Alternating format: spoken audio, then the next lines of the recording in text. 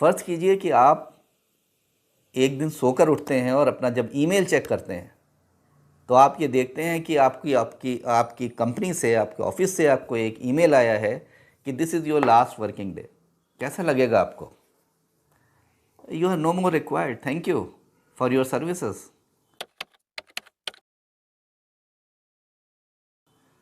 ऐसा एक्चुअली हुआ 31 मार्च की सुबह, 31 मार्च 2026 मॉर्निंग 6 o'clock, जब लोग उठे।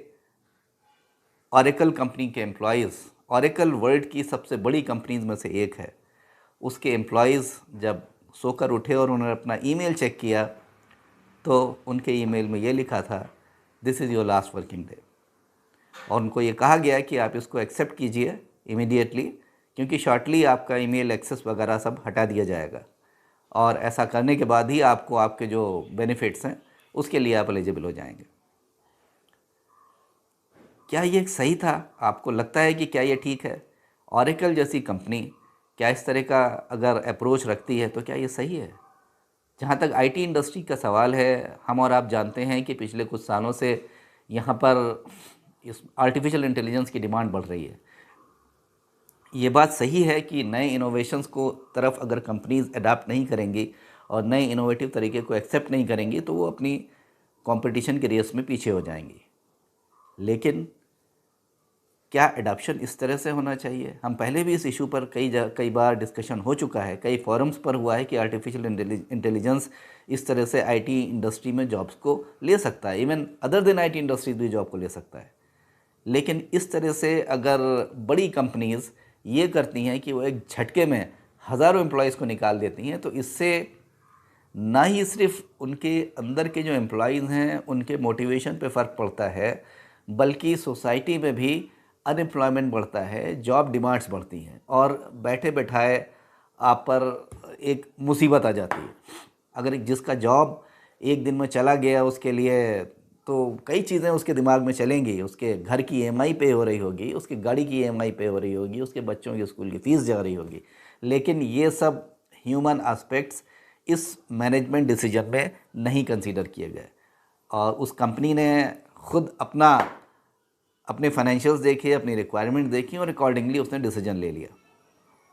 अगर ऑरेकल कंपनी के बारे में देखें तो ये वर्ल्ड की 16th लार्जेस्ट कंपनी है एज़ पर मार्केट कैपिटलाइजेशन, और as far as software industry is concern ये टॉप 5 में रहती है। एक मल्टीनेशनल कंपनी है, बहुत सारी कंट्रीज़ में इसका फंक्शंस है। और अगर आप इसका फाइनेंशियल्स देखें, जो आप स्क्रीन पर अपने देख रहे हैं, तो इसकी जो बैलेंस शीट साइज़ है वो 168 बिलियन यूएस डॉलर्स है। Billion, not millions, 168 billion US dollar. इसकी नेटवर्थ है 21 बिलियन यूएस डॉलर्स और इसका 2025 का प्रॉफिट है 12.4 बिलियन यूएस डॉलर्स। इतनी बड़ी कंपनी, अगर इसका बैलेंस शीट साइज़ आप देखेंगे तो वर्ल्ड के सिर्फ 57 ऐसे कंट्रीज़ हैं जिनकी जीडीपी इसके बैलेंस शीट साइज़ से ज़्यादा है। बाकी सारे कंट्रीज़ की पूरी की पूरी जीडीपी इसके बैलेंस शीट के साइज़ से कम है। इस स्टेटस की कंपनी, इतनी स्ट्रांग कंपनी जिसका स्टेटस इतना अच्छा है, वो अपने एम्प्लॉयज़ को इस तरह से ट्रीट करे, क्या एक मैनेजमेंट पॉइंट ऑफ व्यू से आपको ये बात ठीक लगती है? अगर आप एक ह्यूमन एस्पेक्ट देखें तो डेफिनेटली आप कहेंगे ये गलत है, लेकिन एक मैनेजरियल पॉइंट ऑफ व्यू से, एक मैनेजमेंट प्रोफेशनल के पॉइंट ऑफ व्यू से, क्या सिर्फ प्रॉफिट अर्न करना ही एक ऑब्जेक्टिव है? आपका ये ऑब्जेक्टिव नहीं है कि आप ये देखें कि आपकी टीम में टीम्स कैसे बिल्ड होंगी। एक वो एम्प्लॉई जो 20 साल 25 साल से किसी फर्म में काम करता है, क्या वो उसको इस तरह से एक झटके में आप निकाल सकते हैं? नहीं कर सकते आप ऐसा। मेरे ख्याल से मैनेजमेंट के कॉलेजेस जो हैं, हार्वर्ड, ऑक्सफोर्ड या और बड़े बड़े नाम, क्या वो इसको एज अ केस स्टडी नहीं पढ़ेंगे, नहीं देखेंगे कि मैनेजमेंट किस तरह से अपने एम्प्लॉयज़ को डील करता है? कई तरीके थे जो इसमें अडॉप्ट किए जा सकते थे। गोल्डन हैंडशेक एक तरीका होता है कि आप जिन एम्प्लॉयज़ को आपको ऑफलोड करना है, निकालना है, आप उनको एक टर्म ऑफ़र करें और एक म्यूचुअली एग्रीएबल पोजीशन पर आ जाएं और उसके बाद एम्प्लॉयज़ को एक टाइम देकर वहाँ से छोड़ने को करें, जिससे एम्प्लॉयज़ प्रिपेयर होंगे इस काम को करने के लिए। एक एम्प्लॉय, मैं सोशल मीडिया पे एक न्यूज़ देख रहा था कि एक एम्प्लॉय ऐसा था जो कैंसर से पीड़ित था, 20 साल से ऑरेकल में काम कर रहा था और उसको भी ये ईमेल आया, उसको भी निकाल दिया गया। क्या ये बिल्कुल गलत नहीं है? ऑरेकल के जो हेड हैं लैरी एलिसन, वो वर्ल्ड के सेकेंड रिचेस्ट आदमी हैं। उनका कहना है he want to win at any cost, he is a winner, he want to win. Fine, good enough. आप तभी वर्ल्ड में इतने हाई पोजीशन पर पहुंच पाए क्योंकि आप यू आर अ विनर। लेकिन सर, क्या आप अपने एम्प्लॉयज़ की कॉस्ट पर विनर बनना चाहते हैं? अगर आप विनर हैं तो आप इतने लोगों को लाइवलीहुड सपोर्ट करते हैं, ना कि उनकी लाइवलीहुड आप लेते हैं। एक विनर को इस बात का ध्यान तो रखना ही चाहिए। और मेरे ख्याल से on one hand management institutes को इस चीज़ पर as a case study develop करना चाहिए, और जो रेगुलेटर्स हैं और जो कंप्लायंस अथॉरिटीज़ हैं उनको ये देखना चाहिए कि रिट्रेंचमेंट के टाइम पर इस तरह से मास ले ऑफ, क्या ये एडवाइजेबल है? क्या इसके ऊपर कुछ रूल्स नहीं बनने चाहिए इंटरनेशनली? क्या कुछ रेगुलेशंस नहीं होने चाहिए? क्या आप एम्प्लॉयज़ को निकालने से पहले कुछ टर्म्स होंगे, कुछ एग्रीमेंट्स होगा आपके एम्प्लॉयज़ के बीच में, तभी आप ऐसा कर सकते हैं? एक बात है जो कि रेगुलेटर्स को भी देखनी है, other than the management experts. कुछ भी कर सकती थी इसमें कंपनी ने, जिन एम्प्लॉयज़ को आइडेंटिफाई किया था हटाने के लिए, उनके लिए इतनी बड़ी कंपनी तो एक अलग से सब्सिडियरी बना सकती है। एक छोटी कंपनी जिसमें वो एम्प्लॉयज़ जिनको वो हटाना चाहती है उनको एक दूसरे टाइप के काम में लगा दे जिस काम के लिए वो कॉम्पिटेंट है, और वो ये सब कर सकते थे। या अपने एम्प्लॉयज़ को वो इस बात के लिए मोटिवेट करते, इस बात के लिए पुश करते कि वो अपना भी कोई वेंचर स्टार्ट कर दें, क्योंकि ये सब टेक्निकली इक्विप्ड लोग थे और ये चाहते तो मिलकर अपना एक वेंचर खुद स्टार्ट कर सकते थे। अगर कंपनी इनको कुछ वक्त देती ये करने के लिए, और इसमें कंपनी को इन्हें सपोर्ट भी करना चाहिए। Company can become their share holder, उनका पार्टनर बन सकती थी उनके कंपनी में, उसमें कुछ इन्वेस्टमेंट भी कर सकती थी। ये सारे एक नॉवल तरीके हैं जो एक अच्छी कंपनी, एक बड़ी कंपनी से एक्सपेक्ट किए जाते हैं। मगर ये तरीका जिस तरह से ऑरेकल ने डील किया है अपने एम्प्लॉयज़ के साथ, ये ऐसा तरीका है जैसे हमारे गली के बाहर की कोई दुकान अपने किसी एम्प्लॉय से कहे कि भैया तुम कल से मत आना, ये ले लो पैसे। उन्होंने तो इतना भी नहीं किया कि फेस टू फेस कोई इंटरेक्शन किया होता है एम्प्लॉय से कि भाई तुम कल से नहीं आना, उन्होंने उनको सीधा एक ईमेल भेज दिया। अर्ली 2000 में, around 25 years back, Indian banking industry में भी इस तरह की सिचुएशन आई थी कि जब टेक्नोलॉजी का अडॉप्टेशन इन बैंकों में हुआ था, इंडियन बैंकों में, और उस वक्त बहुत सारे एम्प्लॉयज़ को निकालना था, और ये इंडस्ट्री ने ये देखा था कि कई सारे एम्प्लॉयज़ हमारे रिडंडेंट हो जाएंगे।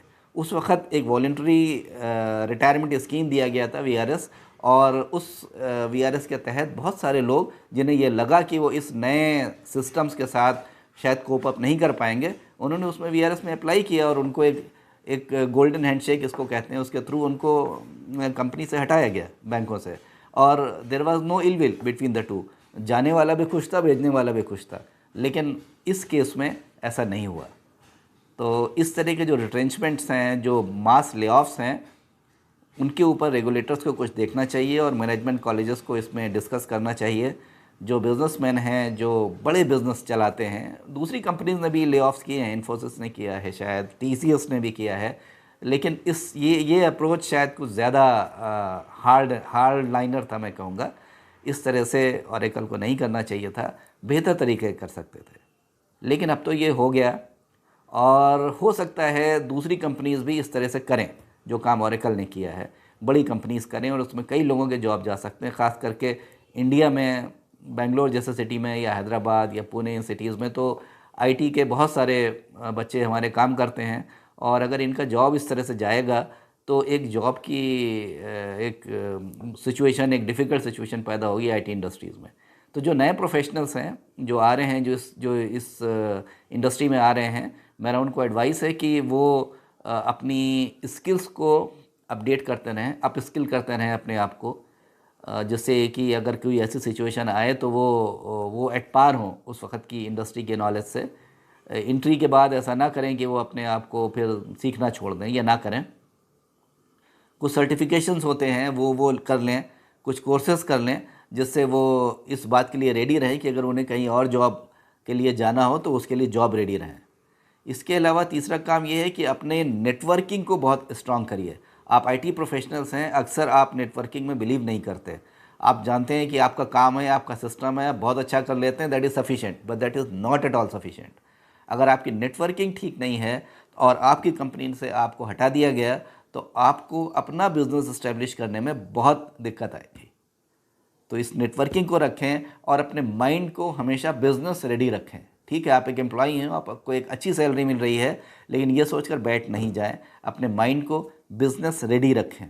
अगर आप ये 3-4 काम करते रहेंगे तो आप किसी भी इंडस्ट्री में सक्सेसफुल रहेंगे। आप उस जॉब को छोड़ करके उस जॉब को शिफ्ट कैसे करें, इसकी तैयारी होना आपके लिए ज़रूरी है।